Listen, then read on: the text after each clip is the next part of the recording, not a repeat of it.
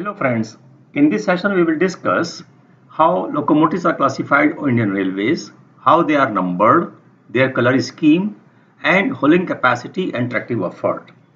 Locomotives are used to haul the trains, and this term locomotive was first used in 1814 to distinguish between a self-propelled and stationary steam engine. It is a specialized type of train car or engine which is used to run the whole train. It is self-propelled, generating energy through either burning of coal like in the case of steam engine, or by fuel like in case of diesel engine, or electricity like in case of electric engine. So there are three types of engines: steam engine, diesel engine and electric engine, and they are further classified based on several parameters. The locomotives are broadly classified based on the gauge it runs on, the type of fuel it uses, that is traction, type of service it provides, that is usage, and its version or its power. So it is a four-letter designation of each locomotive. In this, the first letter denotes the gauge. W or sometimes X is used to denote broad gauge, Y for meter gauge, Z for narrow gauge, and N is also used to specify narrower gauge, that is 0.61 meter. The second letter denotes the traction. D for diesel, A for AC electric, C for DC electric, and sometimes C is also used for dual AC plus DC, B for battery. And recently, Indian Railways have modified its 1400 horsepower diesel engine to run on dual fuel, diesel as well as CNG, through a technology called fumigation technology. And here CNG is written on the locomotive. Its further classification is not done by Indian Railways so far. The third letter denotes the service or the load it carries. P for passenger, G for goods, M for mixed traffic, that means these locomotives can carry both passenger as well as goods train, S for shunting operation which is done in yards, and U for DMU or EMU. Now here DMU is diesel multiple units and EMU is electric multiple units. These are used for suburban train services which have multiple prime movers for each car. That means same car can carry passengers and also has the motive power. The steam engines were classified based on two letters Y and P. Y is for meter gauge and P here for passengers. It can be G also, goods train, and 2 is the model number. And this 264 basically denotes the different types of wheels of the steam engine.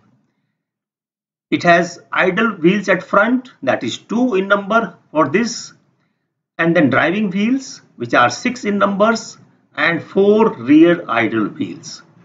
Now here the power of the locomotive is decided by the number of driving wheels.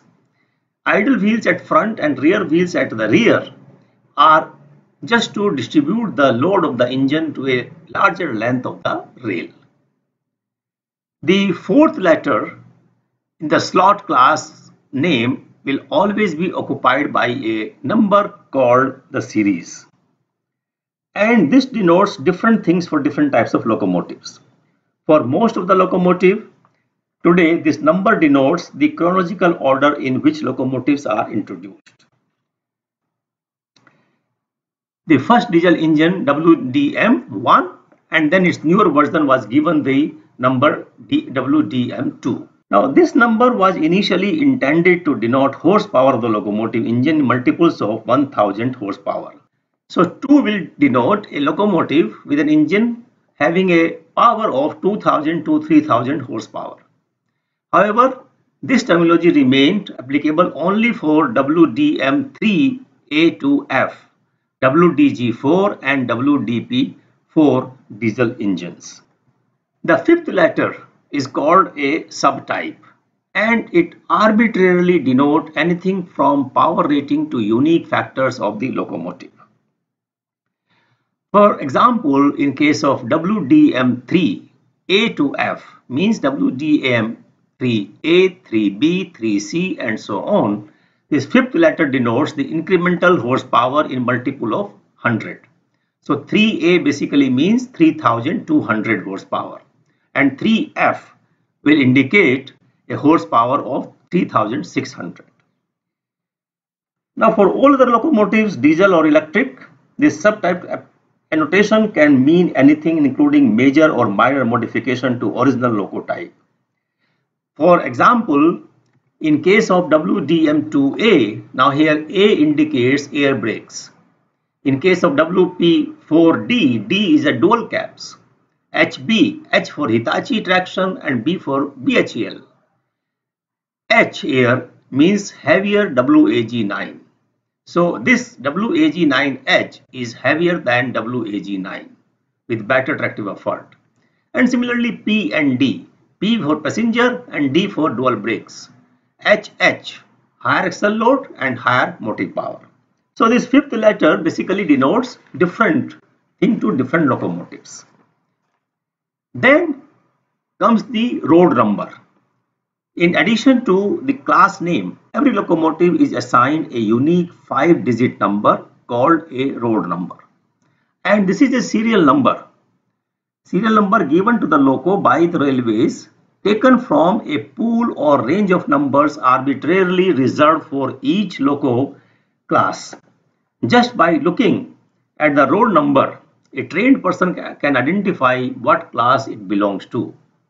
For example, road numbers for WDP4 class run from 20,000 to 20,103, which makes loco with the number 20,076 a WDP4 locomotive.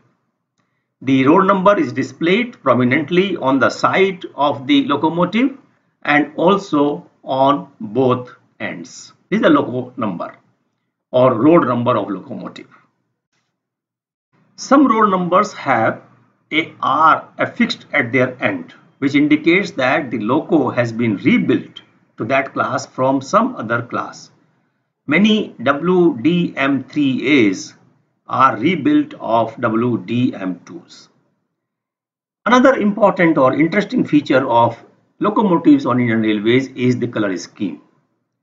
Each locomotive is owned by a particular depot or loco shed. And this is just a list of loco shed or depot for diesel engine and electric engine. There are separate loco shed for loco depot for diesel and for electric. Each depot has given a unique combination of color scheme for its locomotives. For example, in case of Tughlaqabad loco shed in New Delhi, it maintains the electric locomotive of WAP7, WAG9 and WAG9HH type, and also diesel locomotives of WP1, WDP2, 3A, 4 and 4B. Now in the case of electric loco, the color combination which is given to this loco shed is like this: creamy in lower and upper portion of the front and back of the engine, plus cherry red strip in the middle.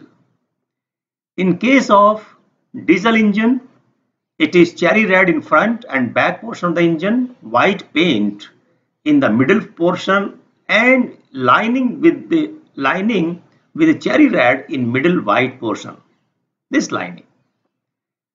And for WDP1, WDP2, 3A, 4 and 4B, it is French blue in front and back portion of the engine, plus white painting in the middle, plus lining with French blue in white middle portion. So that is the color scheme given to different locomotives by different loco sheds. Next comes the hauling capacity of the engine. Hauling capacity is the ability of a locomotive to pull the train load, and it depends upon the weight applied on driving wheels or driving axles and the friction between driving wheels and the rail. The load is applied vertically on driving wheels by the engine, and then because of friction between driving wheel and rail, the hauling capacity becomes low, and therefore this hauling capacity is given by this equation mu into N into W, where mu is the coefficient of friction between wheel and the rail, and number of driving wheels, and W is the wheel load. Now if N into W is taken as W, then this becomes mu into W, total weight on driving wheels. Now here, if load is on driving axle, then N is the number of driving axles. This value of mu, it depends upon several factors. It depends upon the speed of the locomotive, speed of the train, and it also depends upon condition of the rail. Its value varies from 0.1 to 0.2. At high speed, the value of mu is low, and at low speed, its value is high. It also depends upon the condition of the rail. For very dry or very wet rail surface, its value may be as high as 0.25, and for average dampness, its value is taken as 0.167.